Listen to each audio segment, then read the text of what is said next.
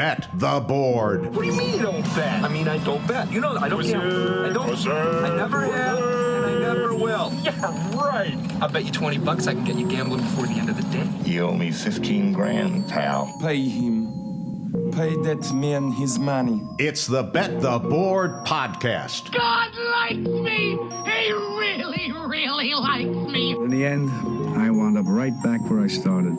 I could still pick winners, and I could still make money for all kinds of people back home. And why mess up a good thing? Here's Payne Insider and Todd Fuhrman. Welcome into the Bet the Board podcast. College football week 5 and prove it to us Saturday did not disappoint as some teams were able to put together complete 60-minute sample sizes. Other sides left us wanting for more, and maybe we have a little bit more clarity in terms of some of the national championship contenders. I am your host, Todd Fuhrman, joined as always by my esteemed college football colleagues, Brad Powers and Payne Insider. Gentlemen, how goes it this fine Wednesday? Good to hear your voice on this fine Wednesday. It's the nicest thing. That's the nicest thing anybody's ever said to me, Brad. So we're going out on top. We're pulling a Costanza here, and you and Payne are taking over from here through the 5 games we're scheduled to break down. When we look, guys, at what unfolded last week, before we get into the slate, both programs that you guys follow pretty religiously from start to finish, both as fans before you got into the betting realm and everything else, had slightly different results. So, Payne, I want to go to you first because we're not going to talk Florida State at all on this show. You know, what were your initial thoughts on what unfolded there against Clemson? Obviously, Florida State outlasting the Tigers with an overtime victory to keep themselves in the driver's seat as far as the ACC title pursuit. I think outlasted's probably the right describing word there. And I was critical of a lot of it, but they showed some heart. And I think that was a pretty gutty effort. I think if you look at like the down-to-down stuff, it's not going to depict a Florida State victory. Hearing a lot of people downgrading Florida State off that performance, to me, I think as I decompressed after the moment, right, because there was a lot of stuff I hated, right? There's too much running on second and long, and I tweeted out about that. Over 14% of FSU's offensive plays in regulation were second and long runs that gained a total of 5 yards and had a 0% success rate. And when you're in a matchup like that and you're just throwing away offensive snaps in a game where those were quite limited for Florida State, I just didn't love to see that.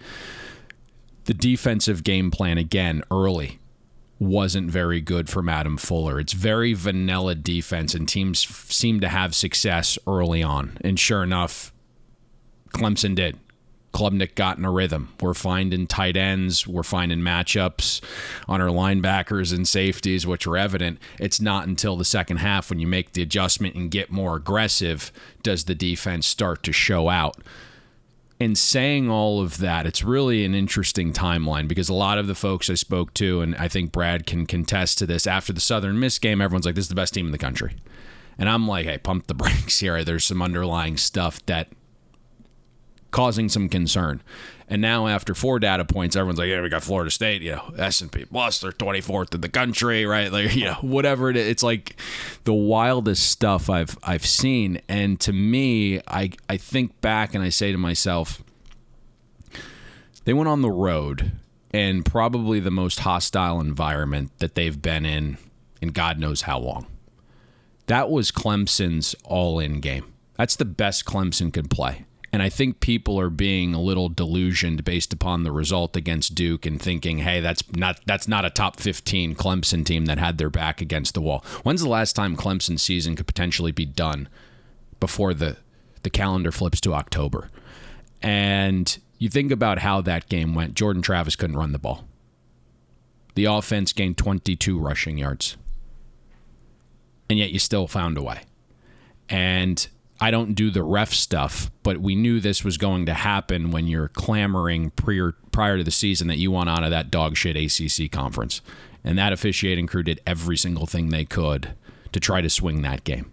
Massive swing plays. And it's interesting because you'll come out and you just look at the social media sphere and what's going to get sent to the ACC this week and just random videos of like 8 minutes long of just incessant holding penalties. Keon Coleman gets held at the end of regulation. It's so bad. So I thought that was interesting. Now there needs to be fixes, right? The second and long stuff needs to end. That's why some of the rushing metrics get a little bit distorted. But if you look at like stuff rates, things of that nature, Florida State's offensive line, despite not finding the perfect five in cohesion with that perfect five, still like top 15 in stuff rate allowed. So I can understand why they're trying to stick with the ground game, because they think it'll eventually come around as the cohesion grows. You're still not, something we said in the breakdown, still not using the middle part of the field, still not throwing to the slot. I think there's a lot of fixes and changes that will happen during this bye week period. I think more guys will have settled roles. I think there's too much rotation of players. There's a lot of key possessions in that Clemson game where it's like, oh my God, this is the turning point. This is the drive defensively where we can get a stop and gain momentum. You look on the field, you got 3 fucking backup defensive linemen and a 4th string linebacker in the game. There's too much rotation it's hot going out there, on in Payne. these big They need games. their rest. No, there's far too much rotation going on. So I think if you remember how Florida State came out of their bye last year, it's a completely different team. I think when you think about it being imperfect through 4 games and really only playing to their peak for about 25 minutes, there's a level of play that can certainly be achieved that hasn't quite been the consistent model yet. Brad, rather than ask you about Notre Dame directly, since we will preview the Irish trip down to Wallace Wade Stadium and take on Duke a little later in the show, I kind of want to flip the script a little bit and ask you some of your thoughts on a couple of the other teams that we saw, whether it was Alabama's defensive effort against Ole Miss, Washington State going out there and building an extremely comfortable lead, which surprised me to say the least, at home against Oregon State, or of course, the Buckeyes, again, performance against Notre Dame. Anything that you saw last weekend really stand out to you in either positive or negative fashion? Oh, wow.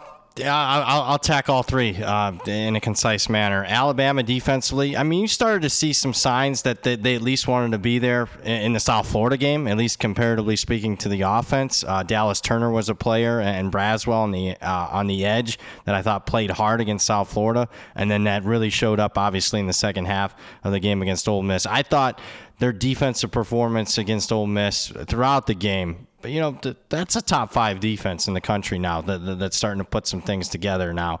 Offensively, a lot to be desired, although they found some things that they can probably hang their hat on. McClellan finally, looking like maybe a go-to running back for the Crimson Tide. I think that'll be important for them moving forward. So that was a pretty positive performance for the Crimson Tide. Looking across the rest of the games out there, I mean, I'll attack the Ohio State game. I'm not as positive as Ohio State as everybody else. Like Kyle McCord, that was a big time, drive for him and his confidence. I don't know. It's one play away. I mean, a dropped interception by Notre Dame, and then what's the narrative? Yep. I think, I saw a lot of turnover-worthy type plays. I saw him rushing decisions, him only going maybe 2 reads and then bailing on plays.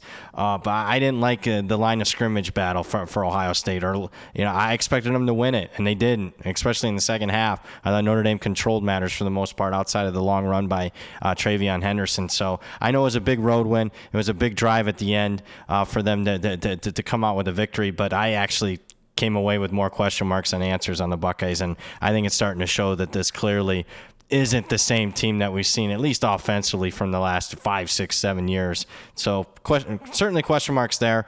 I'm going to be quite frank, though. I think that what's going on right now is good for college football because a check on my power ratings, I got 13 teams within a touchdown of one another.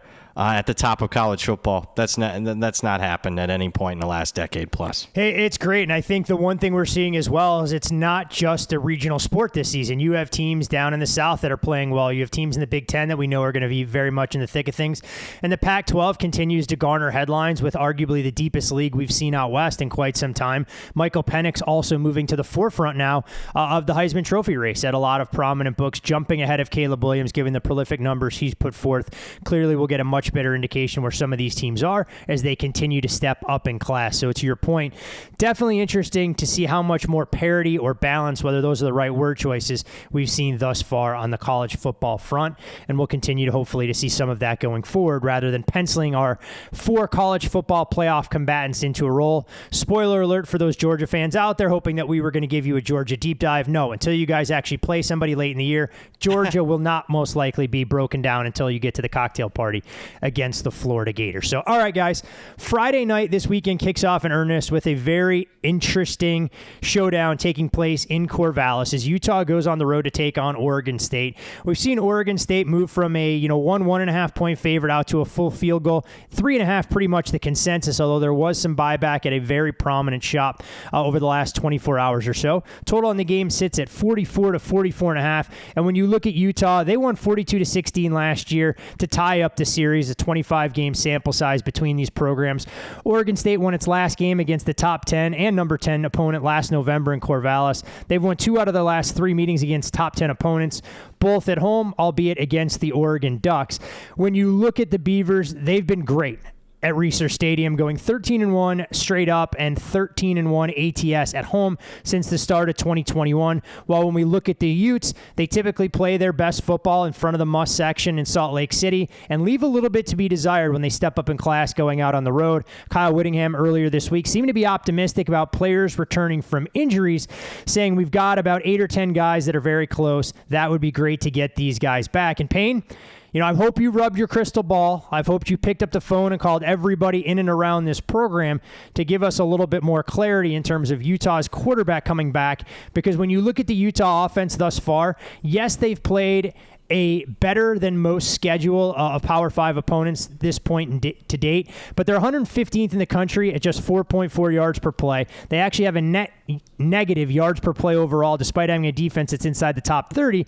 And Whittingham pretty much came out and said, we have to stretch the field. I'm just not sure if we're capable of doing that, given our situation at quarterback. And we'd heard early in the year, this was the game that Cam Rising was targeting to come back. Again, they played games leading up to kickoff. He gets ruled out against UCLA, but it's the Utes defense that makes a difference. Meanwhile, on the flip side for Oregon State, we had questions about their secondary.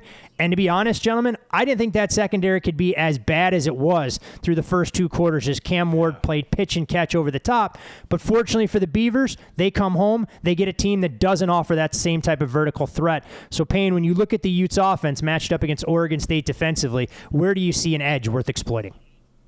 Yeah, I think everything you said was the perfect breakdown on this side of the ball. I don't know what Cam Rising's availability is, right? We know he's been splitting reps at practice with Nate Johnson. He's been a full participant there. This is in the doctor's hands again, right? We're still waiting on Dr. Neil Atresh to give Rising full clearance. There's actually been different information, Mr. Fuhrman, because all summer the expected return date from anyone we spoke with was Rising would be back for the start of Pac-12 play, and then suddenly last week that apparently changed to this game here in Corvallis.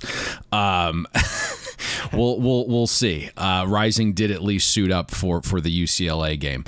If it's not Cam Rising under center, I'm not sure I see a path where Utah has tons of offensive success here. Like, you can kind of bully Oregon State's defensive line, but Utah's O-line hasn't been great getting pushed so far.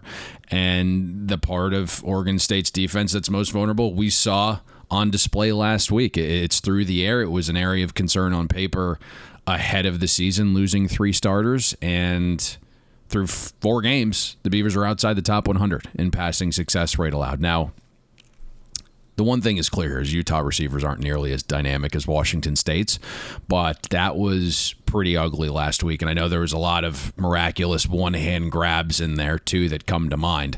But the Beavers secondary last week, they allowed 60% of Wazoo's pass attempts to great successful, nearly a 25% explosive pass rate. Utah obviously has to hunt through the air. And you look at the 4 data points without Cam Rising, Utah 39% success rate through the air, outside the top 80 in schedule-adjusted EPA per pass. So I don't know. This is the big question, right? If it's Cam Rising, awesome. If it's Nate Johnson, Kyle Whittingham came out this week and said, It's his job to make Nate Johnson comfortable, but at this point, Johnson only operates 70% of Utah's playbook. So if it's him, I don't see that expanding much on a short week Friday night game where you have to travel. So I think Cam Rising's really the only hope to have success against the Beaver secondary, even if he comes out a little bit rusty. I know we texted in passing a few days ago, Todd, when we were watching that Oregon State game, and we very much believe one hand washes the other here in this spot, because if Utah isn't scoring through the air and pushing the Beavers, that means Oregon State's offense doesn't need to rely on DJU as much to be a precision passer, which was the case last week against Wazoo when they're chasing multiple scores. I mean, DJU basically failed when the Beavers' offense needed to put more on his plate. And so if Utah isn't pushing it through the air and isn't finding success, it's probably a little bit better for the Beavers offense as well. Well, you mentioned DJU struggles, and Brad, we'll come to you for this side of the ball as we break down Oregon State's offensive capabilities against the strength of this Utah team, which is defensively. I mean, the Beavers had 192 total yards of offense before, from a cosmetic standpoint, they made that final score look significantly better in Pullman, losing 38-35, but they trailed by 3 touchdowns and were unable to really get anything going to Anthony Gould and Silas Bolden in the passing attack. We know what Deshaun Fenwick and Damian Martinez are as a nice tandem, but obviously when you're chasing multiple scores, the other team can hit chunk plays over the top. It really mitigates some of the damage that those guys can do. And when we look at DJU, Brad, over the last 2 games, he's failed to complete better than 50% in either of those contests while throwing 3 picks. He could hang his hat early on in the season. We thought he was getting better, showing command of the offense, but with a step up in class, obviously the offensive line has showed some frailties, but where Oregon State appeared to be at their best, when DJ could at least take off from the pocket, use his legs to kind of change up the dynamic. But in steps a Utah defense, fresh off of completely overwhelming Dante Moore in what we all call his first true road start. No disrespect meant to the San Diego State Aztecs, but they bottled up UCLA's ground game. They got after the quarterback, but we've seen Utah as a different animal at home than when they go on the road. When you look at the veteran quarterback with some of his weapons, do you see Oregon State being a little bit more dynamic, or do you believe they'll stick to what they know, try and run the football, open up play action, and hope this game stays in a 1-score window? I think the latter, to be honest with you. You would like him to open it up more, but I think you want to kind of prevent DJ from making mistakes because, like Payne mentioned, they put the ball in his hands a little bit more in the throw game and trying to rally, and just wasn't there. Wasn't there, honestly. Some warning signs popped up the game before against San Diego State where something wasn't right there. You mentioned less than 50% the last 2 weeks after it looked like he showed progress the first 2 weeks of the season. I question a little bit of the game plan and the play calling against Washington State last week. Here we are, it's late third quarter, and you only got called 3 quarterback rush attempts. They called some late in the game where obviously DJ had some success. They were down multiple scores at the time, but still, it's funny how that offense opened up a little bit when you started running DJ more. Now, you got a gauntlet of a Pac-12 schedule, so, it's certainly something you don't want to do 15, 20 times every single week, but I think you do that a little bit more this week with DJ. You get him more involved in the quarterback run game. I'll say this, as good as Utah's defense, and I'll break it down a little bit more here, but this is the best offensive line Utah's faced, so, I'm really intrigued at the battle at the line of scrimmage, how successful Oregon State can be running the football or not, because, obviously Utah's defense is one of the best in the country at stopping the run, at least so far this season. Number 3 in the country in rush defense, not giving up too many explosives, at least in the run game. You do have a pair of 230-pound runners that can run downhill from Oregon State in Martinez and Fenwick. You got an offensive line that's good. Some of their pass blocking grades have left a little bit to be desired. And then if Oregon State have a little bit of success on early downs running the football, then what I would like to see from Oregon State's offense is a little bit more shots to Bolden and Gould, Gould's only got 10 receptions. He's averaging over 20 yards per catch. You got to give him the football a little bit more throughout the course of a game. So I'm hoping to see a little bit of that from Oregon State. Now, defensively from Utah, they won him the game quite simply last week against UCLA. Jonah Ellis continues to show out. He showed out against Florida. He had 4 sacks last week. Pro Football Focus has him graded as the number 1 edge player in the country so far this season. they got players at every level, Utah. There's not significant weaknesses. Lander Barton's playing well at linebacker, Bishop at safety. What I would be concerned watching the UCLA game is some explosives in the pass game. UCLA missed some wide open seam routes, a few of them. There was a drop pass. Dante Moore missed some. I thought Florida had some success in the pass game. I know playing from behind, but still, that would be, to me, is let's do a little bit more quarterback run game. Let's hopefully get a little bit of success running the football, and then let's take our shots and let's see if DJ can make a few of them, because I think there'll be some opportunities here against this Utah defense that really, I mean, when you look at their schedule, Florida, kind of a mismatch, first game of the season, unique trip. An FCS opponent, Baylor, who's got a backup quarterback, and then you got a true freshman quarterback making it, like you mentioned, his first big-time road start. So Utah's defense, I know, is good. We're going to find out if they're really good this week against the first big-time offensive test that they face. It's a great point, Brad. You look at it, and obviously from a name cachet standpoint, Utah's resume looks significantly better than when you peel things back and begin to dive into when they saw those opponents, exactly how those teams were constructed. And I think all of us, despite having some exposure to the under in the Florida-Utah game, the first game of the season, we're surprised that Florida was able to move it 4 stretches against this Utes defense that still isn't quite at 100%. That's all we've heard about. The health of Cam Rising obviously grabs the headlines, but a lot of the guys on the 1 and 2 deep for Kyle Whittingham's bunch still haven't returned to action, and they continue to wait to be at full speed. Last question, and I'll open it up to both of you guys, so I'm not sure which one of you feels more comfortable answering. I'll ask you the same question I asked last week, and as it pertains to Utah and UCLA. When we look at the market now, given where it currently sits, do we think this is a line that suggests Cam Rising is back? Do we think it suggests that he's out? Or is it kind of somewhere in the middle where odds makers are going, you know what, the hell with it, we'll leave this game at 3 and we're going to let bettors tell us where to take it? I answered incorrectly last week, so I'll let Payne tackle this week. It feels to me like a little bit of a hybrid. I think if Cam Rising gets announced in, Oregon State closes a 1.5 point favorite, 2 point favorite. It's very similar to what we discussed Monday night with Joe Burrow, where there's certainly going to be a rust factor here. The guy hasn't played live football in 10 months. I know last week we discussed this total, Todd, where we were leaning under. It was one of those things where we were kind of waiting for the report to come out, and when it looked like he was, Cam Rising was about to play, we saw the line go to 6 again. We saw the total pop up to, I think, as high as 53.5. And then once he was announced out, it went lower than that. I think this is a little bit of a hybrid line still. No, it's a fair assessment. And I think, one of the things that we've tried to pass along to our listeners over all of these years and nearly 600 episodes around these parts is trying to figure out, what every line move tells you and what every price, especially early in the week. And I'll use your term, Payne.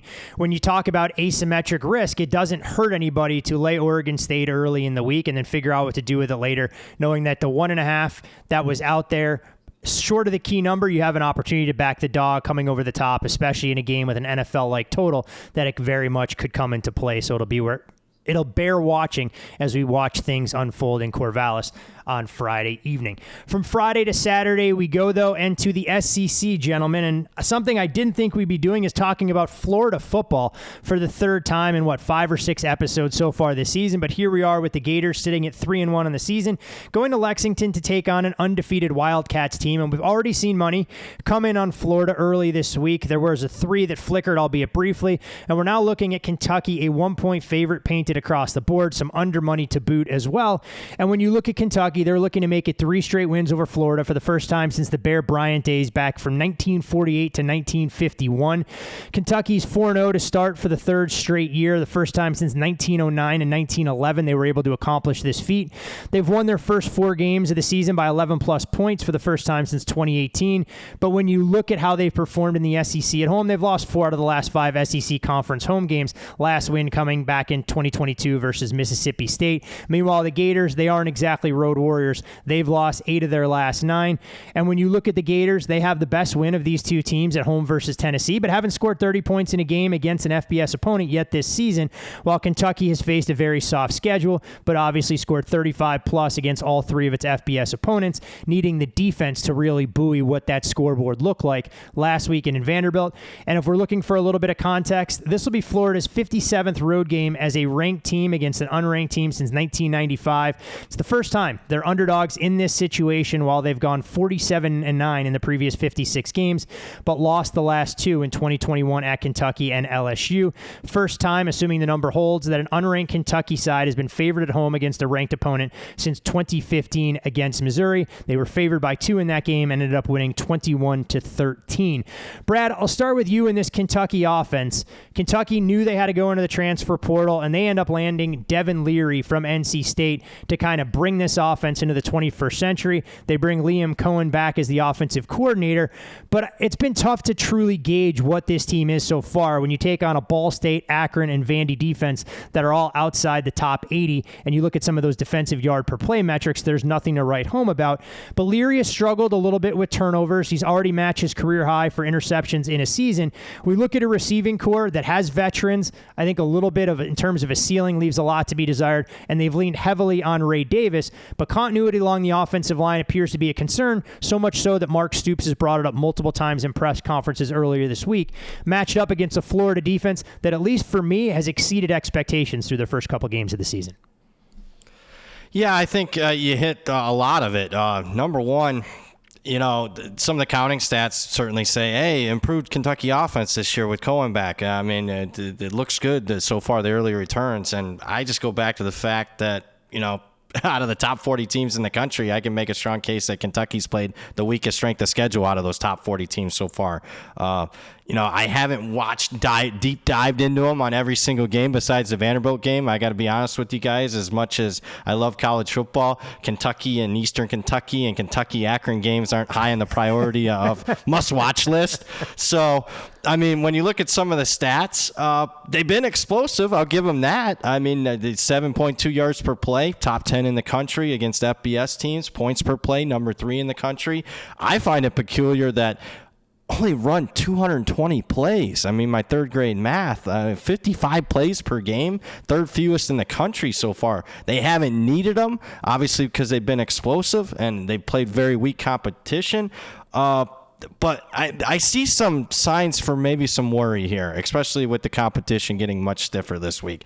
They only have a 43% success rate on standard downs. The rushing stuff rate's not good. I'm a little bit worried about that offensive line, which, has been a question mark the last couple of years, and they're certainly going to get their first major test this week. You talked about Devin Leary, 83 in QBR, 5 interceptions already against a weak schedule, less than 60% completion percentage. The film that I've seen, there's been multiple throws down the field where I've said to myself, is he completely healthy? It's a great point. Because, I mean, this was a torn pec. I mean, last I checked, that's a long injury to recover from to begin with, let alone being a quarterback, and it was the right side. So I'm not sure. I mean, I've seen more than a few wounded ducks out there that has me questioning if he's truly 100%. And that was some of the reasons that his hang-up on why he's at Kentucky and maybe not a bigger school this season was because of that injury report coming out of last season. I like some of the bits and pieces at the skill position. You got Ray Davis, a solid running back, ran for 1,000 yards at Vanderbilt last year, transferred over. He looks good. They have 3 good young wide receivers. But again, haven't played anybody, so we're going to find out this week. On the other side, Florida's defense, I mean, obviously a man crush started developing on Austin Armstrong in the spring game, and they've exceeded expectations as far as I'm concerned. I mean, basic counting stats, number 5 total defense in the country. PFF grades it as the number 10 defense. Run defense has been good. Stuff rates, success rates are good. They have given up. Florida has some explosives here, and that's a worry with at least Kentucky showing the tendency to have some explosives. I talked with Payne yesterday, watching the Charlotte game, and I did watch that game, believe it or not. Looking at it was such a stark difference. Charlotte had a pro-style quarterback, couldn't move. Florida just ate him alive. Then Charlotte brings in, basically kind of an option-style quarterback, a transfer from the FCS. And Charlotte was moving the football. It was a quick, a cat-like quick quarterback that was really giving them some problems playing in space and whatnot. So it more further down the line, because obviously Leary is pretty immobile as far as I'm concerned. If you get Florida's defense in space, because I think to myself how Utah had some success offensively is when they went to Johnson in the quarterback run game. I think down the road, the Arkansas, the LSUs, the Florida States probably can expose this Florida defense a little bit more than what Kentucky will be able to do. So it's a tough. I mean, here we are. It's late September, and I got one side of the football that I'm totally unsure about. Florida, I'm a little bit more confident about, but then we look at the last couple of years, and man, in this matchup, Kentucky's kind of had their way. They've kind of risen up for a change and really played one of their better games this season against Florida. It's definitely a rivalry over the last couple of years that's shifted the dynamic where Kentucky now has a target on their back, whereas for years you could just pencil a win in for the Gators against this Kentucky team. And a lot of that obviously has to do with the culture that Coach Stoops has changed in and around Lexington. To your point, though, you'd like to have a better litmus test for Kentucky thus far in terms of who they've actually beaten compared to taking care of cream puffs and not loving some of the counting stats we've seen from Devin Leary. And I think what you said about, their yards per play number definitely resonates with me, because you dig into some of that down-to-down success rate. There have been a lot of plays where you look, it's not going anywhere, and you can't put yourself behind the down and distance when you step up in class against a Florida defense that's been able to generate some pressure for sure. Payne, on the other side of the ball, when we look at Florida, they're 55th in the country in yards per play. Last in the SEC in scoring. We know what Graham Mertz is. He leads the SEC in completion percentage, but is last in air yards per pass attempt. He's thrown just 4 touchdowns in his first 4 games with Florida, throwing 1 touchdown in each. Was sacked 3 times last week in the win over Charlotte. I know Florida had a largely unsettled offensive line group with some suspensions, some injuries that they were trying to figure out. From a skill position standpoint, look, this team is built around the run. You talked about the running backs when we broke this team down in the preseason podcast early. And from a receiver standpoint, it's really Ricky Pearsall and nobody else that's out there.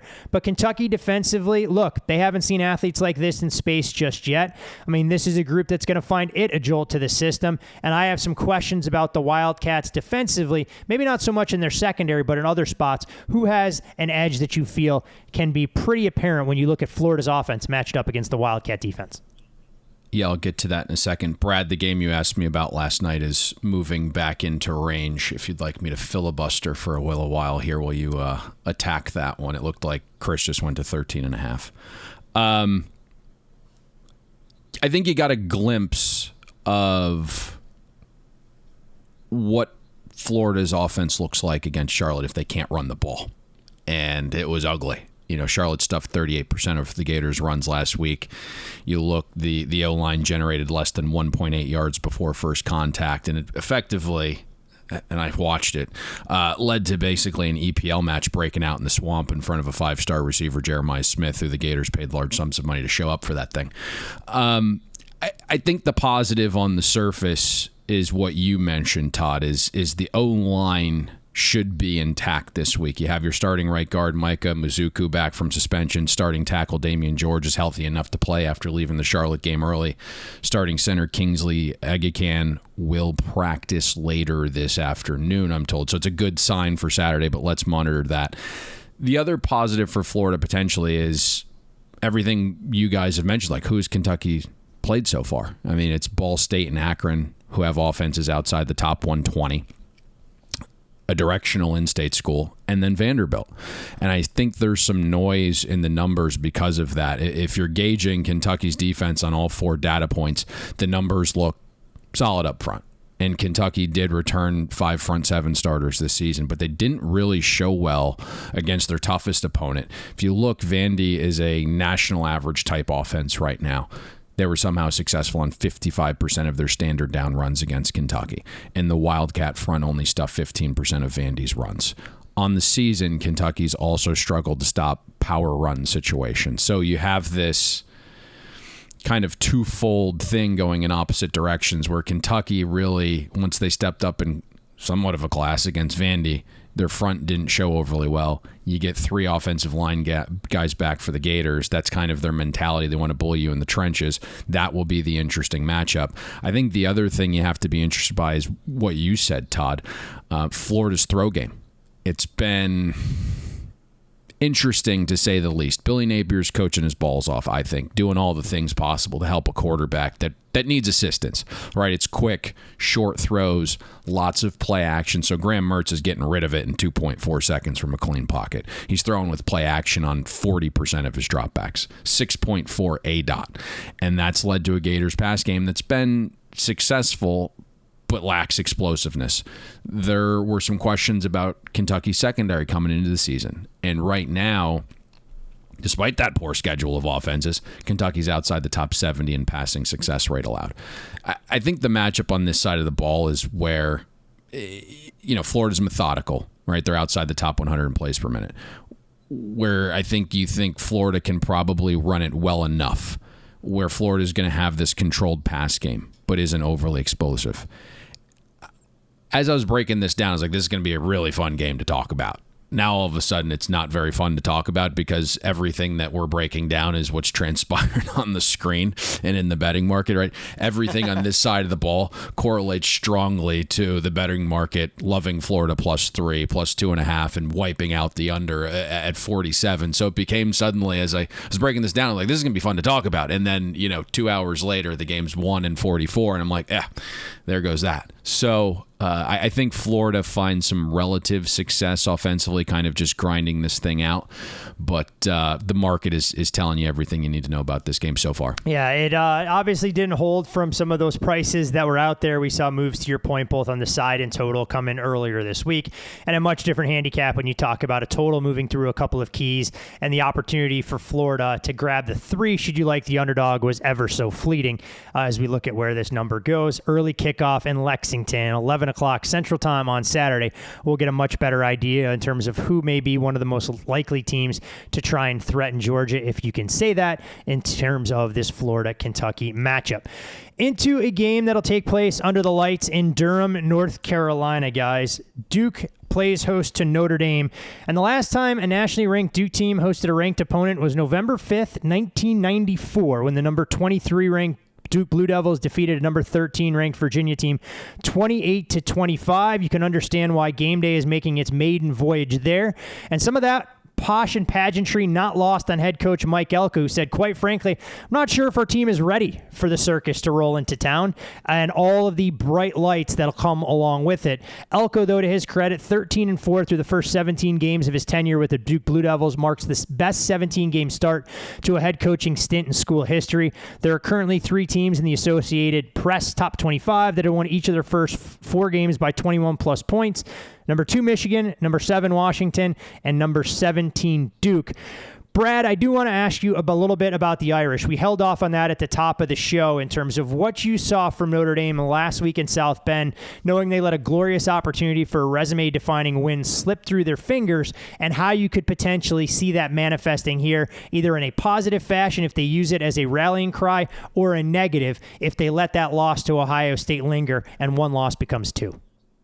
Yeah, missed opportunity would be probably the best way to describe last week, to say the least. A missed opportunity and maybe the biggest win for Notre Dame in 30 years. It was there for the taking, and for whatever reason, I'm not surprised, I'll put it that way, watching them the last 30 years, that nobody can make one single play to end the football game or a play call to end the game. Just was not there. Devastating, I'll put it that way. That's why Payne didn't get a response. When you're a lifelong Notre Dame fan from the state of Ohio, that was the worst loss of 32 years of rooting for Notre Dame. Moving forward, and speaking of that, I think that's the handicap here.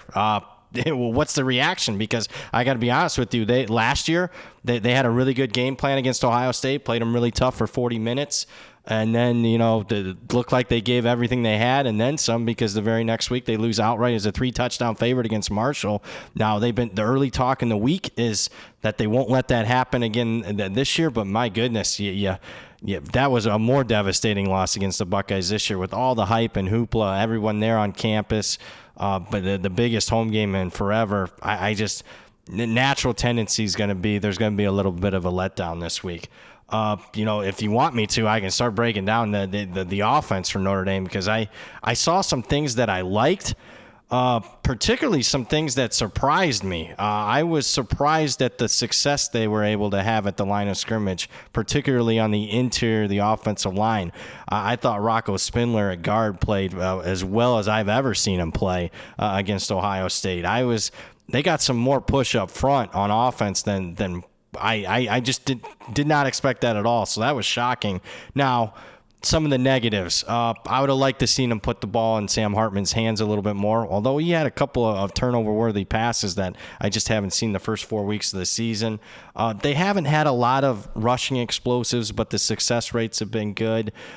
The big thing to keep an eye on this week for Notre Dame is this cluster injuries at wide receiver, a wide receiver position that already was a pretty significant question mark coming into the season. They were going to have to rely on true freshmen, and that's going to seriously be the case this week. Jaden Thomas, the leader of that room, has a hamstring. He's not, if he does play, he's certainly not going to be 100%. Deion Colsey's out for several weeks. He stepped up and had a big game in the opener, and, obviously been missing since. Salerno was a key, depth piece there from the slot position, a reliable guy on third down that Hartman could count on. He's been out the last couple of games, so really concerning about this wide receiver position that only had 8 catches for 94 yards against Ohio State. Now they're facing a Duke pass defense. Competition hasn't been great, but number 4 in the country in pass defense. I will say another positive was, we've been waiting for the tight end position, which Notre Dame's notoriously known for having great tight end play. Mitchell Evans really stood up and had a really good game against the Buckeyes, a career game. Offensive line, again, I was impressed. Joe Alt's played like an All-American all season, but that interior of the offensive line did pretty well against Ohio State. I question whether or not they can hold up at the point of attack, and I got to be honest with you, those couple of long drives in the second half, they were owning Ohio State up front, which I think would be a major concern if you're a Buckeye fan moving forward against the Penn States and the Michigans of the world. But we're not talking that. We're talking Duke defensively. I got to say, watching Duke, it just pops off. Not any player individually, just how well coached they are. My goodness. They don't do anything stupid, to say the least. That's why they're plus 21 in turnovers since Elko took over. They don't commit dumb penalties. I don't see a lot of major weaknesses on this defense. Again, the competition hasn't been overly great. They're great in field position, which has been a problem for Notre Dame. They've had to methodically drive the ball down the field in a lot of these games. They've been efficient, but when your competition's not Tennessee State and Navy and Central Michigan, I wonder if you can consistently stack up 10, 12, 14 play drives, and against a Duke defense that doesn't make many mistakes and good at preventing some explosives. Speaking of that, 4.4 yards per pass attempt that Duke's allowed so far this year, best in the nation. They got some pieces. Dwayne Carter's been a really good ball player, an all-ACC caliber ball player for them for it's felt like a half a decade at this point. They got some key guys in the secondary. A couple of things to note, though. Clemson gashed them a little bit in the run game.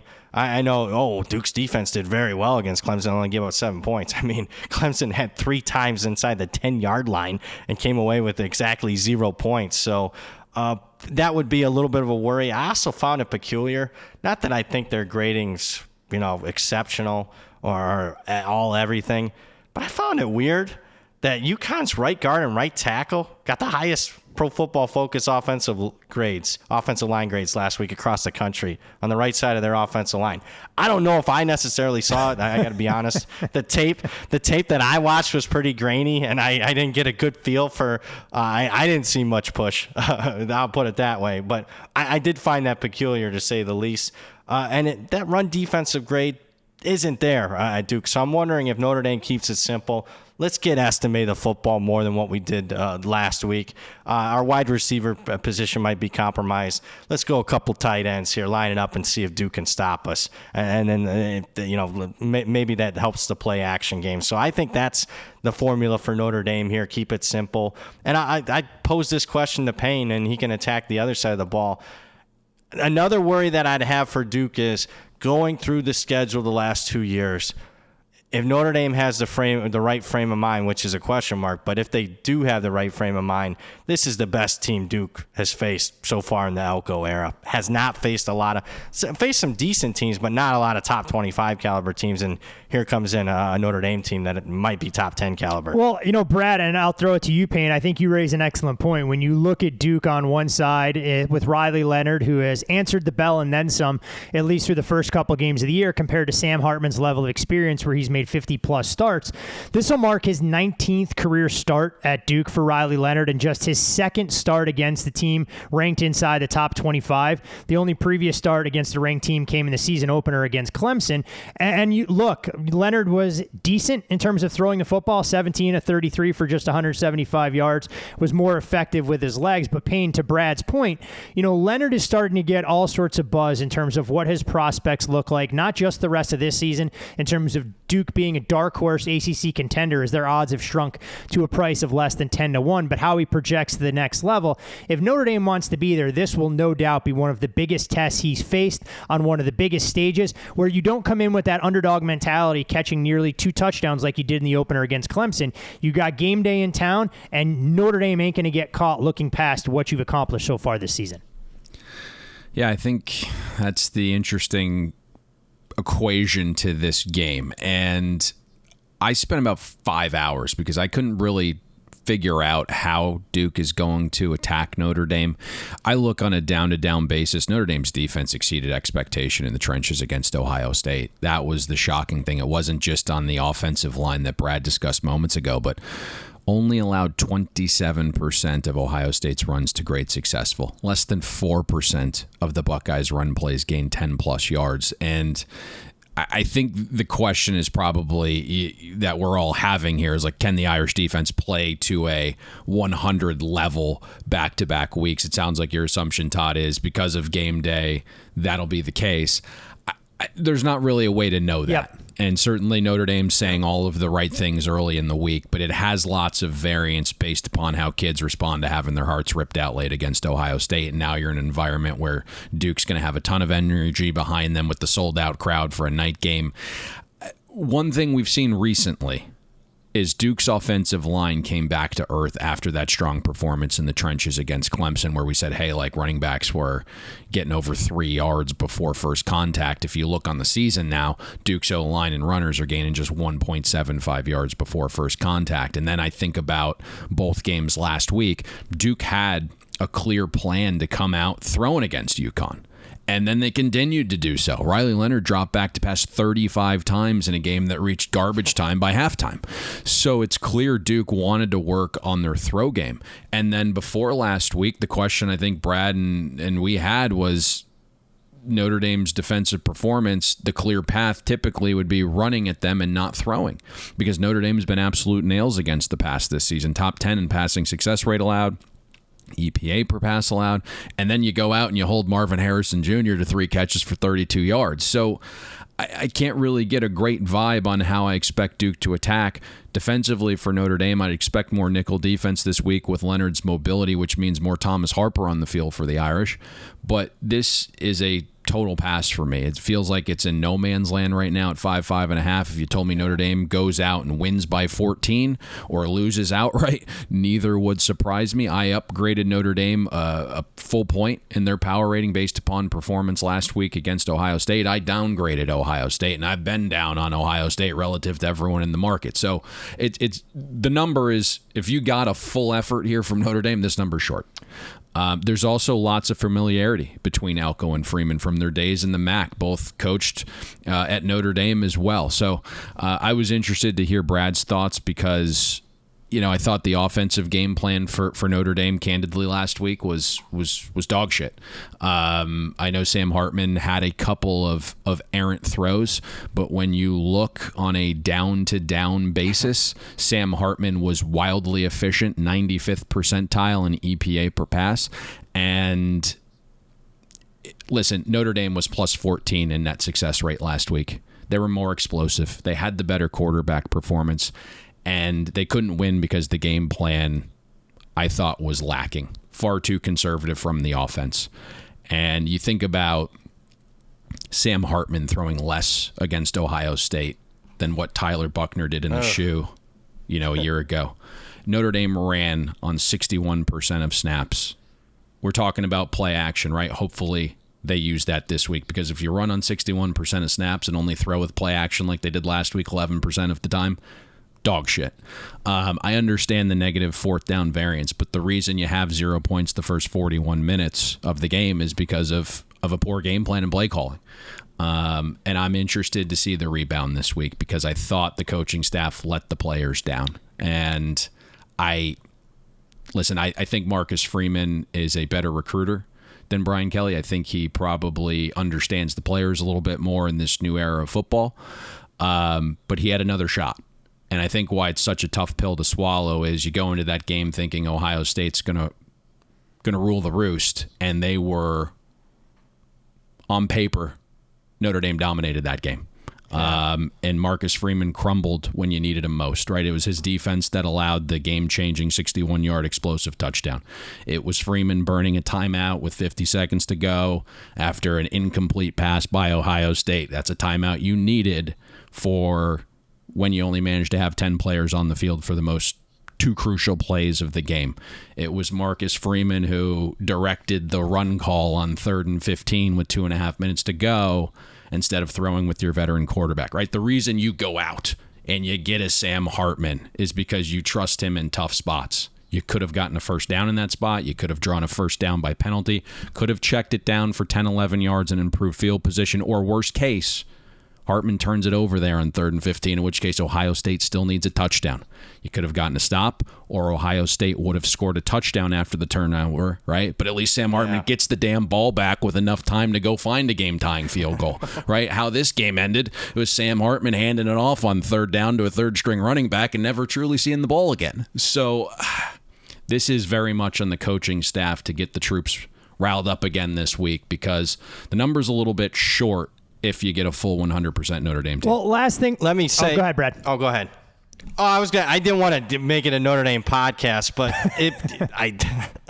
I'll say that it was a very conservative game plan, to say the least. And then what got me was when it would call for them to be conservative there on those 2 early downs after they picked up 2 first downs to try to run the game out, they actually had an aggressive play call that was there for the taking. Had Sam Hartman had a little bit more air on the ball, it wasn't consistent, and I think it goes back to the offensive coordinator hire was panned, and I think in these more high leverage situations, and you're going to see him in the next 3 weeks here at Duke, at Louisville, who's unbeaten, and then against SC. I think it gets exposed. It got exposed against Ohio State, and I think it further gets exposed here. Last thing on this game, guys, because you talked about all the intangible factors and how sometimes it can be rather difficult to try and quantify those things in terms of a 60-minute sample size. Brad, what have you done in terms of Notre Dame's overall rating to date versus Duke, and as far as the number sits on this game, just from a pure powers number standpoint? Yeah, I've upgraded Notre Dame since the start of the season, a couple of points. And Payne, upgraded them even after that game against Ohio State, just because I was shocked that I thought they were the better team. I did not expect to see that coming into that game. Duke, been a little bit more aggressive, 4-point upgrade. They're, a top 25 team, not in the AP poll, but actually in a Vegas power rating, which is stunning to say the least, considering what Elko inherited 18, 19 months ago. There's no doubt he will be one of the hottest names in the coaching trail, and this provides an opportunity for arguably the biggest scalp that he'll be able to get so far through less than 20 games in charge of the Duke program. You can follow our cast of characters on social media on X. You can follow Brad at BradPower7. You can follow Payne there as well at Payne Insider. I'm Todd Fuhrman. Most importantly, as always, for all things Bet the Board, you can follow the podcast at Bet the Board Pod. And if you haven't already signed up for the Bet the Board podcast newsletter, I encourage you to do so. Delivered directly to your inbox each and every Friday throughout the course of the football season. And gentlemen, rather than sticking in some of the big games, we're going to make a slight detour and head 360 miles south from Durham, North Carolina to Statesboro, Georgia for a game, Brad, I know everyone will be glued to the edge of their seat watching come Saturday in the early evening as Georgia Southern plays host to Coastal Carolina. It's Georgia Southern right around around a 6.5 point favorite. Total on the game 64 as they welcome in the Chanticleers. And Georgia Southern under Clay Helton, look, they were a nice story last year, and they've picked up almost where they left off. I think the one game when you saw them against Wisconsin, people look at the scoreboard and go, they didn't impress that much. If they don't turn the ball over 37 times, there's a chance that they have the ability to actually outright upset Wisconsin, or at least keep that game within single digits. Meanwhile, Coastal, we saw them last week on national TV in some capacity. It was Georgia State doing a lot of what they wanted when they wanted against Grayson McCall and company. When you look at this particular game, do you see an edge either way? Yeah, the edge on the home favorite here. So we're going right back to the well here. Small conference, home favorite under a touchdown. We're landing it with Georgia Southern. You mentioned a couple of the mispricings, I think, in the marketplace and why there's some value here. I just think, generally speaking, it's two programs heading in opposite directions due to coaching hires. I think, surprisingly, Clay Helton's been pretty good for Georgia Southern. Exceeded all expectations last year. Keep in mind, he's transitioning a team that was primarily option for the better part of a decade prior to his arrival. Certainly the transfer portal helps, it speed up that process much more than what we've seen from like a Georgia Tech getting away from the option. But they got to a bowl game, and what I liked was his offense didn't perform well in the bowl game. I would have liked it to perform better because I think everyone here had a Georgia Southern ticket in that game. But what I liked what he did was he went out and hired the Buffalo defensive coordinator, because I watched, believe it or not, Georgia Southern spring game. His reasoning was, hey, they defended my offense as good as anybody all season, so let's go ahead and hire the guy that defended it so well. So And speaking of the early returns on the defensive side of the ball, which wasn't a strong suit for Georgia Southern last year, defense allowing 14 points per game less this year, 154 yards per game less this year. So it's just not the offense that's carrying the day for Georgia Southern. This looks like a pretty complete team. And speaking of complete team, if you watched their game against Ball State last week, they absolutely dominated Ball State, much more so than what the Georgia Bulldogs and Kentucky Wildcats out of the SEC did earlier against this season against Ball State. You mentioned the Wisconsin game, -6 turnovers, and a game they still almost covered, being -6 turnovers. That tells you that they were clearly the right side in that game. I think more importantly, it's just not the pro-Georgia Southern position. It's the anti-Coastal position here, which I think it finally showed up. And there was some a coach, in my opinion, got exposed last week in Tim Beck, who I'm not really a fan of. Wasn't a fan of his offenses in any of the stops in the last decade plus. Market also. Let's pay attention to market. Those isolated games, when you get much more money on those small conference games than what you would on a normal Saturday card with 45, 50 games, you really get an idea of what the market and the big money feels about a team. And lo and behold, on game day, you had 2.5 points go against Coastal, and it was right from start to finish in that game. So I think that's something you can keep an eye on moving forward. And I like Georgia Southern here quite a bit. I think this has the ability to be, I don't want to jinx it, but it has the ability to be something, as comfortable as last week. I'll put it that way. It's a talented offense with Davis Brin at the helm and a little bit of a dark horse, relatively speaking, to maybe win the Sun Belt as they continue to solidify the defense that you mentioned and the high-powered offense to boot. Obviously have to protect the football. Goes a long way in terms of winning games, but clearly a little bit of value identified by Brad there with Georgia Southern. Under a touchdown favorite against a Coastal team trending in the wrong direction. Payne, any thoughts on that, or ready to pivot to a little SEC football Saturday night at Vaught Hemingway Stadium? No, I think you guys hit it perfectly. Southern a little bit underrated, deserved better at Wisconsin. Coastal overrated based upon recent history, and I don't think any of us are Tim Beck guys. Weren't at NC State, so as Brad alluded to, very much feels like two ships passing in the night. Let me ask Brad something here before we transition, because I'm good taking us off the rails, and I hate to put Brad on the spot, but we just saw Connor Weigman will miss the remainder of the season, about a 3-4 month recovery for a foot injury. Would you mind divulging what your downgrade from Connor Weigman to Max Johnson is?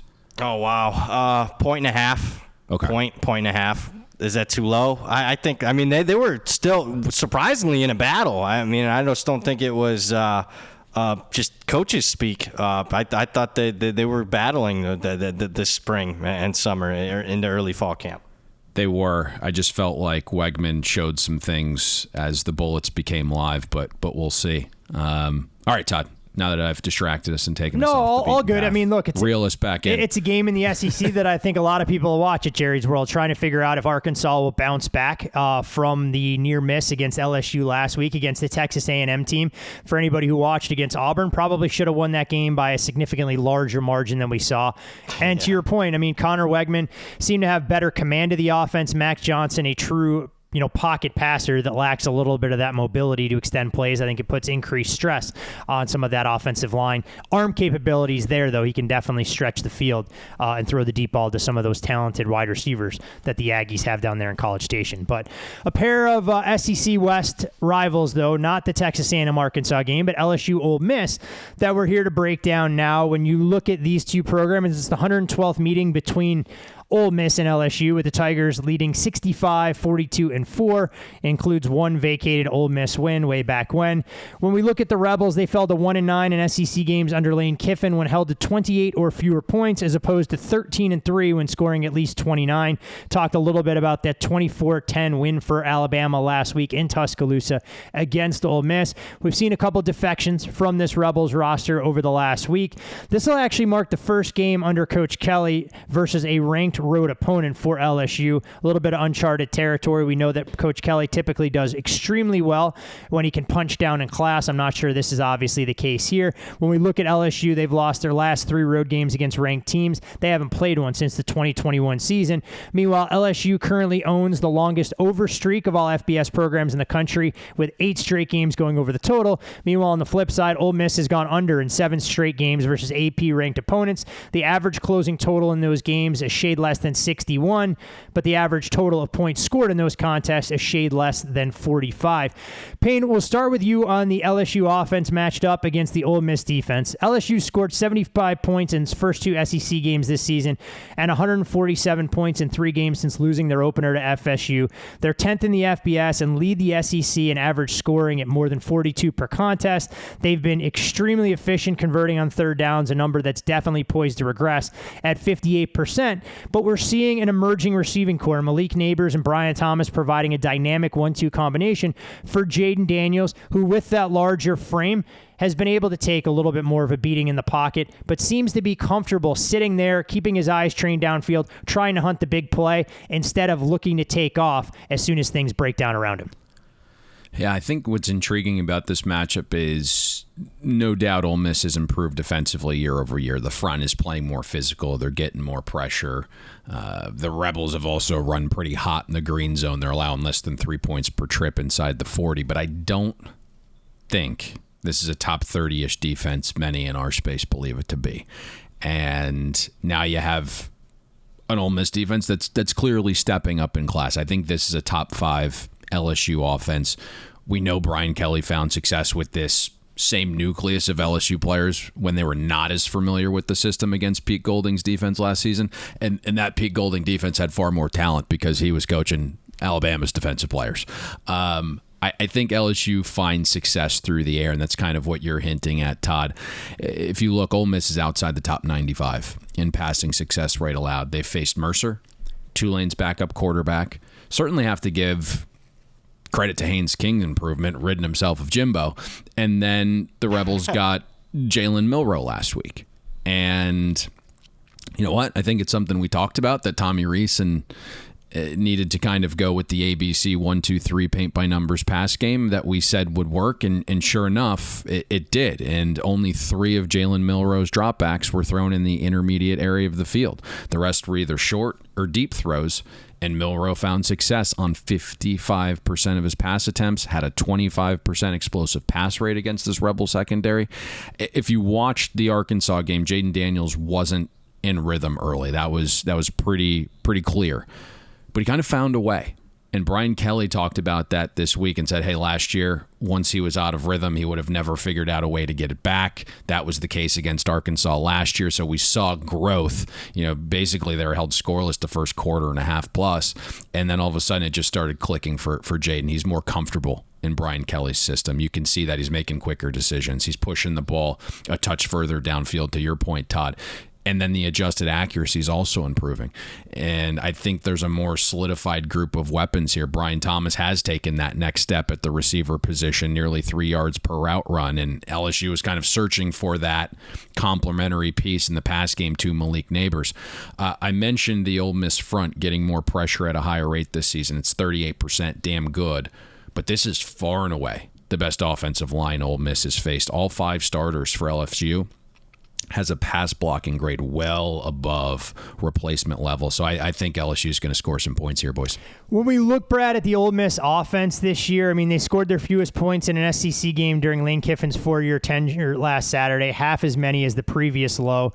They went 2 for 4 in the red zone with just 1 touchdown and a miserable 3 of 14 on third down, which seems to be something that's plagued them in their 2 road games, not just against Alabama, but also against Tulane, where they're now 4 for 27 converting on third down away from home. I'll say that has as much to do with opponent, obviously, as venue, because if we back out the Mercer game, things don't look nearly as rosy. When we dig into some of the red flags potentially here for this offense, I mean, look, Jackson Dart leads the Rebels, currently number 13 in the country in passing offense at just over 323 yards per contest. But again, some questions about the competition and where he's built those stats.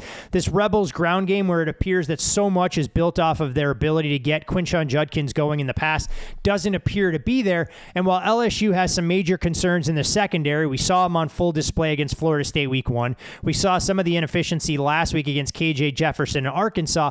I wonder if Ole Miss, that's got slightly smaller receivers, is going to be able to exploit some of those capabilities against this LSU defensive backfield if they're made to be one-dimensional, because LSU can bottle up the Rebels ground game that's been inconsistent at best.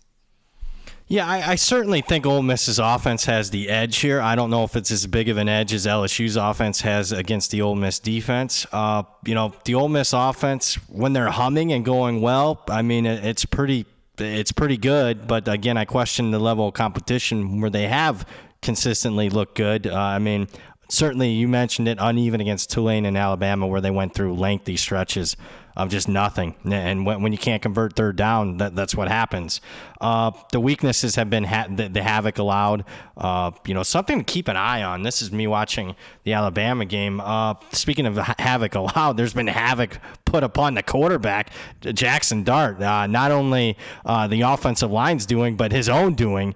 And man, he took more than a few brutal shots last week. And I only mention it because after those brutal shots, had some turnover-worthy throws, missed a wide-open touchdown pass late that I think you and I, Todd, could have made that throw. Brad, you haven't seen my noodle arm. There's a reason I used to play second base in adult softball league, because I probably would have had a 3-hop it across the infield if they moved me to short. Noodle arm would have been fine in that situation, because Jackson Dart seemed to airmail it 15 yards into the stands. So a guy was wide open, to say the least. The wide receiver was frustrated. There's been some inconsistencies, and you got to ask yourself why, because this is Lane Kiffin's area forte on this side of the ball. The passing explosives are there when they're healthy. And speaking of health, I think that's some of the reason why they've been inconsistent. Judkins at running back hasn't been 100% healthy, doesn't look 100% healthy as far as I'm concerned. Prescorn at tight end just got back in last week's game. Keep in mind, he was the talk of all spring camp as one of their better players on the offensive side of the ball. Finally played last week against Alabama. Harris, one of the top 3 wide receivers, has been banged up. The second tight end, Michael Trigg, been on and off, great talent. He's off the team now. So that's some of the reason why. And I think some of the other reason why, the offensive line to me hasn't been overly great. Number 56 pass block grade at Pro Football Focus. Even if Judkins was healthy, I'm not sure he'd have the explosives that he had a year ago. I mean, Judkins only averaging 3.5 yards per carry. Dart's been actually the best rusher for the team. But again, throughout the course of an SEC schedule, you can't continue to pile up the shots week in and week out that he's been taking. On the bright side for this offense, they've been getting healthier, and good news is Sakari Franklin, one of their top, the transfer that they got from UTSA post-spring, he was running with the first team in Tuesday's practice. So this could be his season debut, which would be good news. Jordan Watkins and Wade, I think, will have success against an LSU secondary. Oh, my goodness. Transitioning to that side. that there was a good tweet, from a friend of the program, but I mean, there's really not a lot they can hang their hat on. I mean, when you're outside the top 100 in success rate, explosive play percentage, EPA per play, pass down success rate, you go to the PFF's the side of the stuff, the tackling grade's not in the top 100, the coverage grade isn't there. This has been a defense that's been extremely disappointing under Matt House in the second year. We questioned it. I mean, this podcast was the first. We didn't react after what we saw against Florida State. We questioned it coming into that game. Harold Perkins being out of position, too much on his plate. He's a see-ball, go-get-ball type of player. Pro Football Focus right now has him graded as a number 104 linebacker in the country. Totally unacceptable for arguably the most talented linebacker, edge-type player in the country. One of their big leaders is out, Greg Brooks, last couple weeks. And, man, watching tape, and, I'm not nearly as good when it comes to Payne as far as using the analytics. But sometimes what I do is just what do I, the general perceive what the issue could be here. And I'm not seeing much size on that back seven. I went to the depth chart after watching the Arkansas game. I'm like, my goodness, this doesn't look like what should be a top-level SEC defense. And when your starters are 239, 233, 220, 185, 203, 187, 185 on the back end, I mean, that screams UL Monroe, not LSU. And they certainly thought they'd have some liability on the back end. I mean, they went out 5 of their transfers this offseason were in the secondary. A couple of those guys haven't worked out. So, I mean, you can see why there's issues there. I will say, though, on a positive front, Wingo and up front, they've done their part as far as I'm concerned. 8 sacks the last 2 weeks. They're starting to get a little pressure on the quarterback. So as bad as the back seven's been, the defensive front's playing well. So we'll see. It's advantage right now, Ole Miss, but we'll see if Ole Miss can be consistent on a drive-in and drive-out basis. Well, that's the big thing. I think if LSU is able to generate pressure up front and make Ole Miss one-dimensional, I'm not sure any of us were massive Jackson Dart fans in any capacity. So much of what Ole Miss has done from an offensive principle standpoint over the last couple seasons is predicated on their ability to get the ground game going, use some of those RPO concepts, and force opposing defenses to respect the home run hitting capabilities of whoever they have in the backfield, and it allows you to pop a couple balls over the top. If Judkins isn't 100%, Ulysses Bentley can't get going, it allows LSU to do some different things on the back end and not commit additional resources to the box to take away that ground game. And I think we'll know pretty early on in that contest exactly where those two teams sit. That game has really turned into a battle when you look at the way that number has gone. LSU a 2.5-point favorite, up to 3.5, back to 2.5, and the total has seen one-way traffic from 63 on the open out to 67.5. Final game, gentlemen, that we have on our schedule to break down pits the only pair of undefeated teams that'll be doing battle this fine Saturday, and that takes us to the Big 12 between Kansas and Texas, where Texas is a 16.5-point favorite. Total in the game at 63. Texas with a big Red River rivalry game on deck against Oklahoma. Kansas fresh off a 38-27 victory against BYU, where they were aided by not one, but 2 defensive touchdowns to really change that momentum. And when we look at the Jayhawks, they're 4-0 in consecutive seasons for the first time in over 100 years. Texas had only gone a decade and a year since last starting with a record like this for the first time since 2012. They've won their first 4 games of the season by double digits for the first time since 2009. And we look at Texas and Kansas, 2 of 3 Big 12 teams, along with TCU, that scored 30-plus points in all of their games so far this season. As far as Texas, they've lost 3 straight home games against ranked teams and 4 straight home games against ranked Power 5 opponents. The last win in that kind of category came in their season opener, knocking off Louisiana Lafayette, then coached by Billy Napier, week 1 of 2021. And as far as offensive firepower, this has been a series that has seen plenty of points. The last 3 scores, 55-14 Texas a year ago, Kansas 57-56 the year before, and Texas outlasting the Jayhawks 50-48 the year prior. Hat tip to Lance Leipold. We've talked about him at great lengths as well, guys. 12-17 in the past 3 seasons as head coach at Kansas. Kansas was 12-69 in the previous 7 seasons from 2014 to 20 before Leipold took over. Brad, when we look at the Jayhawks offensively, they've now scored 30-plus points in 5 straight games for the 6th time in school history. They've converted a number that is definitely going to regress, and I'll go out on a limb and say it happens as early as this Saturday. 60% of their third down opportunities this year year.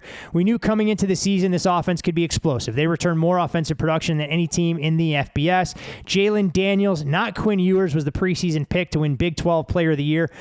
And after missing the season opener, he's picked up right where he left off, been extremely efficient. They said they limited some of his willingness to run the football, at least in games against Nevada and to a lesser extent Illinois. You saw some of that on full display last week against BYU at the start of conference play. But the strength of Texas has been their defense. This will be a defensive line like Kansas has yet to face so far this season. And when you look at that offensive line, I saw a couple potential cracks in the fortress around Daniels against the BYU defensive front. That's nowhere close to what they're going to see this weekend in Austin against the Burnt Orange. Yeah, I think certainly it's strength versus strength here. Looking at the units on both teams, I really like Kansas's play caller, Andy Kotelnicki. Play design, formations, motions, play calling, personnel groupings, you name it, a variety. Makes it tough on any opposing defenses because you're going to see option principles, spread principles, all sorts of different things. Yeah, I mean, it's dynamic play calling. It's certainly. I know Texas faced a much more talented offense than Alabama, but this is the best offense that Texas defense has seen so far this season. And Kansas, very experienced. You mentioned it. All the same key players from last season where they made the jump are all back, and they're all the major contributors this year. Success rates are good. Jalen Daniels, top 20 in QBR. And you mentioned it, hasn't really been featured as much in the run game. I'm wondering if we see even more quarterback run game in this one. They got a nice set of players at running back and wide receiver. Again, all experienced players that all led them last year and all leading them this year. So I like the continuity of this Kansas program. You know, when you compare it to the rest of college football and the transfer portal and so much roster overturned, this is a group that's played a lot of snaps together the last couple of years. But you mentioned it. They haven't nearly faced a defensive front that they'll face on Saturday night. And Texas's defense does just about everything pretty well. They have allowed some explosives in the pass game. Even Baylor hit a couple of pass explosives, which were a little bit alarming there. Alabama hit a few as well. But I think it starts up front. And if there was one player when I was watching the Week 1 games that caught my eye, and I was like, holy hell, who is this? It was Tavondre Sweat in the middle for Texas's defensive line, 355 pounds. Right now, he's the number 1 graded interior defensive line in Pro Football Focus. And that's what I've seen from the 3 games that I've watched Texas play. An All-American caliber player, a big guy that, you know, probably Kansas, the interior of the offensive line is going to struggle to block. Murphy's been good on the edge a little bit more for Texas. I like their linebacker play. Jalen Ford had a great season last year. Probably had his best game of the year so far this season, last week against Baylor. Anthony Hill's a true freshman at linebacker that's starting to play more consistently. If there's a couple of issues, though, I mentioned they've given up some pass explosives. The secondary hasn't been as good, certainly comparatively speaking, to the front 7. The tackling's not always sound, and you got to tackle in space against Kansas. So I think there's a pathway for both units to have success here. If you had to, really put me down to it, what unit has the edge over the other? Slightest of edges to the Texas defense. Look, it's a front that, will definitely need to try and be at their best for Kansas because, to your point, Brad, if you fall asleep in any capacity, given Kotelnicki's play-calling tendencies, there are big plays waiting to happen and waiting in the wings for the Longhorns should they escape unscathed on Saturdays, a showdown with Dylan Gabriel and Jeff Levy's offense the following week in Dallas. Payne, on the other side, when we start to look at Texas, they made much quicker work at Baylor than it did Wyoming the week before, scored 28 points in the first half, including 3 straight touchdown drives in the second quarter with that single frame explosion kind of having become the norm in Austin. Texas has now had a 21-point quarter in each of its first 4 games so far this season. Only 2 teams in the FBS have more 21-point quarters, and this is rarefied area with USC and Washington, each having 5 to their credit. Quinn Ewers has been efficient and effective since torching the Tide. Wasn't great against Wyoming, was better against Baylor last week, 18-23, a shade less than 300 yards and a touchdown. Did add a rushing touchdown, and Ewers was quick to talk about about it, saying he lost 15 pounds in the offseason, and he's going to have to establish his running tendency before his team starts to think of him as an athlete at the quarterback position. The most importantly for Quinn Ewers so far this season, he's protected the football, and that's one of the things that we hadn't seen in the past from him, just not throwing the interceptions that are there, allowing the Texas defense to do its part. And we look at Texas, we know that they have heaps of difference makers, Jatavian Sanders, Xavier Worthy, and while you still haven't been able to replace the production of Bijan Robinson at the running back spot, Jonathan Brooks has a chance for 3 straight 100-yard games. Meanwhile, on the other side for Kansas, look, this group has improved year over year. Brian Borland's bunch deserves a ton of credit. And to use your term, with an offense as prolific as what the Jayhawks have, the defense didn't have to be great. It just needed to be average or slightly below. So far, through a couple of data points that we have, they've been able to do that, and you're seeing a ball-hawking secondary making plays. So Quinn Ewers, 1 turnover-worthy play so far this season. So just really securing that football. In saying that, I don't think Sark's offense is perfect yet. They're having problems running the football without Bijan Robinson, and I think we expected some year-over-year tail-off, but with the entire O-line returning, I didn't think it'd be this steep of a dip, and right now the Longhorns are outside the top 90 in rushing success rate. They're not hitting many explosive runs either through 4 games. Texas has 15 runs of 10-plus yards, and 4 of them are from Quinn Ewers. And you're kind of seeing that lack of run efficiency hindering scoring in the green zone. The Longhorns are averaging 3.9 points per trip inside the 40. But to your point, Todd, like extremely explosive. And when they start to get hot, they have those outbursts where you're throwing up those 3-score quarters.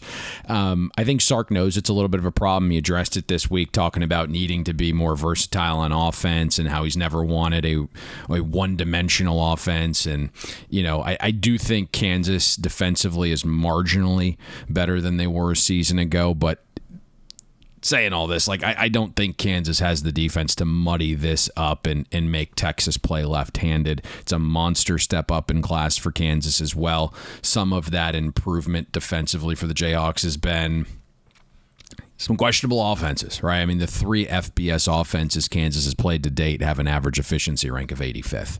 Now you get a fringe top 10 Texas offense. BYU was the best of the bunch that Kansas has faced thus far, and they allowed them to be successful in over 65% of their standard down passes last week. You mentioned kind of some of that variance with the 2 defensive scores for the Jayhawks defense, kind of swinging that game completely. Maybe Texas can actually do a little something on the ground here. The Jayhawks front hasn't been great outside the top 100 in EPA per rush allowed. They've only stuffed 13% of runs against FBS opponents. The times Quinn Ewers has appeared somewhat human so far this season is when he's pressured. That's where, some of the turnover-worthy play rate is from. But you look, 41% adjusted accuracy for Ewers under pressure. 32% of pressures have turned into sacks. It's a monster number. The problem is Kansas really isn't generating any pressure. 27% pressure rate against FBS opponents. So I'm not even sure that's going to impact the Texas offense. So I just don't see many stops here. I don't see a path to getting Texas off the field very frequently, and I get that Oklahoma's on deck, but I'm not sure the Jayhawks get lucky to play a disinterested Texas team. Kansas is 4-0, and Sark's mentioned multiple times this week about that 57-56 loss to Kansas back in 2021. So I think it's one of those things where Texas kind of wants to get out early and kind of then change their focus to Oklahoma next week. But I don't necessarily think we see a ton of stops early in this game for Kansas. You mentioned Kansas's inability to get pressure. I mean, Keaton Slovis dropped back almost 55 times last week. Kansas musters 3 sacks and 2 quarterback hurries. As a result, you see Kansas blitzing their defensive backs a lot more than they've grown accustomed to. If they want to do that this week against this Texas receiving core, those 10 to 12-yard gains are going to turn into 80-yard bombs for Xavier Worthy, A.D. Mitchell, and Jatavian Sanders. So whether Kansas was experimenting with some things to try and create disruptive havoc plays, they were able to force those interceptions, but BYU had a lot more success than the 27 points they put on the scoreboard might indicate for those folks that weren't able to watch that game in its entirety. One last thing, Brad, before we close the book on the Texas-Kansas game, want to get your take on how you've adjusted these 2 teams through the early going. I know the 3 of us were bullish on the Longhorns coming in. We gave out a split position on their win total over and the price to win the conference. They haven't let us down yet. 4-0 to date, and they still, in my opinion, have not shown to play at their absolute best to this point in the season.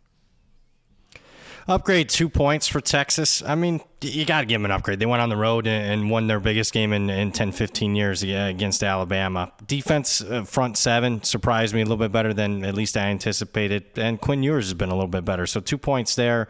Kansas, I probably had way too low at the start of the season. Didn't get enough credit for the returning production and particularly the coaching staff. So I'm up 3 points on Kansas. Makes sense. Look, it's an team built on their offense that tries to mask some of their deficiencies defensively, and should be a fun game in the Big 12 to see if seeding holds or the upset mind is Kansas Jayhawks can knock off the Longhorns in their own backyard. You can follow Brad on Twitter at BradPower7. I'm Todd Fuhrman. You can follow me there. You can follow Payne at Payne Insider. And most importantly, follow the podcast at Bet the Board Pod. All right, my friend, it is the best bet portion of the program, and the college football gambling gods have smiled kindly upon us and our listeners to date. It has been a very good run to kick off the season. So from an actionable element standpoint, how are you getting us back to the promised land this Saturday?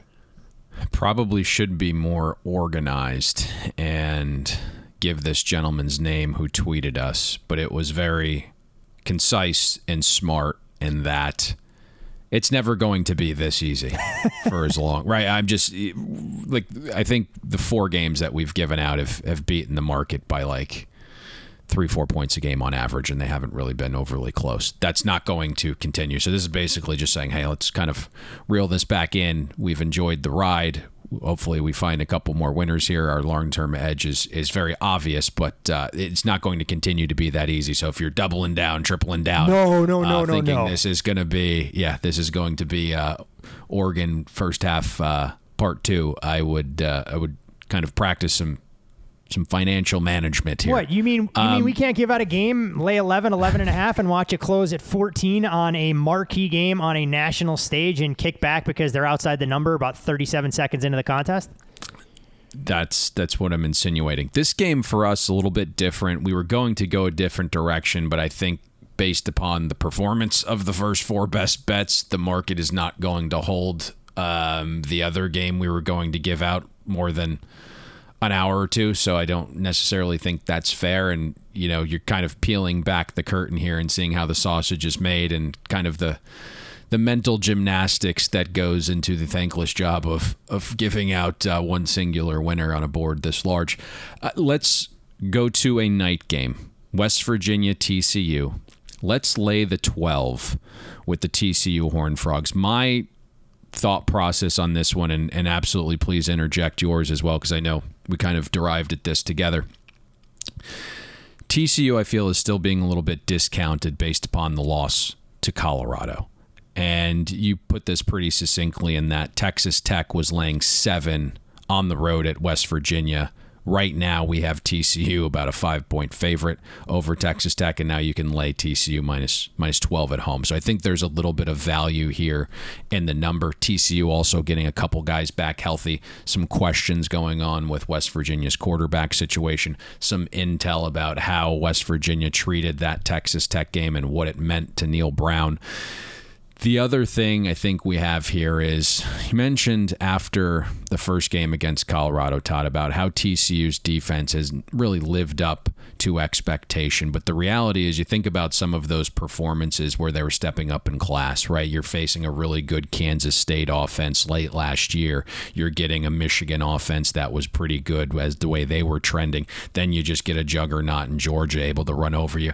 And of course, Colorado's offense, it was the unknown in week 1. What is Sean Lewis going to throw out there with this cast of characters that no one's seen perform together? So there's a little bit of mystery in that. But now all of a sudden you look at some of these games against a good SMU team. You played Houston, right? Nicholls State. Suddenly that defense that we thought was pretty good is starting to round into form now that they aren't stepping up in class. So let's lay the 12 with TCU here. I think the price is right. I think the injury information is probably a little bit more favorable than the market's indicating right now. Night game, hostile environment. I think West Virginia is more than happy to go into their bye week 3-2 with some winnable games down the stretch. Let's let's lay it with the Horned Frogs. Yeah, the other thing, too, to layer on top of all of that is that Sonny Dykes is usually pretty honest with some of his comments leading up to the week. Talked about the team having their best practice of the season. The Tuesday before they played Houston, they went out there and delivered 36-13 in a game where they actually saw money come in against them on the road against the Cougars. And Sonny's comments in the wake of yesterday's practice, as we sit here and record on a Wednesday, said it was arguably the team's best practice of the entire season. So it was a defense that we actually thought was going to take a step forward. Clearly, you would know that by their performance against Colorado in the season opener. And offensively, look, Chandler Morris isn't Max Duggan with his command of the offense. There's no Quentin Johnson on the outside, but this is a group that wants to play at a breakneck pace. They want to try and get their offense going downhill. And you saw some of the big play potential that was there last week against SMU, even if they weren't able to land the haymakers. The other thing about that, I know the game looks like it was 34-17 on the scoreboard because it was, but that was essentially TCU's defense suffocating SMU from start to finish. It was a 27-10 game. Never allowed Preston Stone and company to get going. And quite frankly, for me, Nico Marchiol has a long way to go to try and get where he needs to be as a starting quarterback. I think you see TCU sell out to stop the run and dare the young kid on the road in hostile territory to beat you with a big play or two over the top, knowing that West Virginia has a bye week coming up and then a stretch that they have a bevy of winnable games to get them to bowl eligibility. So echoing your sentiments, building on top, I think it's a little bit of a buy low standpoint, maybe not from a pure numbers perspective, but from a reputation and optics side for TCU, night game in Fort Worth, to make a statement and win this thing going away against the West Virginia team that's played a couple emotional games in a row when you look at how they've started the season. TCU, -12, best bet. Let's do it. Horned Frogs come out to play with the sun down in Fort Worth. I want to thank Brad Powers, as always, for joining us on Wednesdays to make us all smarter and much more sophisticated sports bettors for all things college football. We will, of course, be right back with you on Thursday to break down the National Football League. And Payne, any other parting shots, things that you would like to share with our listeners before we take a 24-hour hiatus? Back tomorrow. Let's stay hot in college. Let's find our way in the NFL and get this train rolling again. You know it, my friend, and that is exactly what we will do. So best of luck with all of your college football Week 5 investments. And with a TCU -12 ticket in hand, we will see you at the window. We hope you enjoyed listening to this episode of Bet the Board. Make sure you follow Todd and Payne on X. Todd is at Todd Fuhrman. That's TODDFUHRMAN. And Payne is at Payne Insider. That's PAYNEINSIDER. Don't forget, our weekly newsletter comes with an additional best bet. Have that delivered to your inbox by clicking the link atop the podcast show notes. And most importantly, subscribe and download Bet the Board. We're on Apple, Spotify, Amazon Wondery, YouTube, Google Podcasts, and all your other major platforms.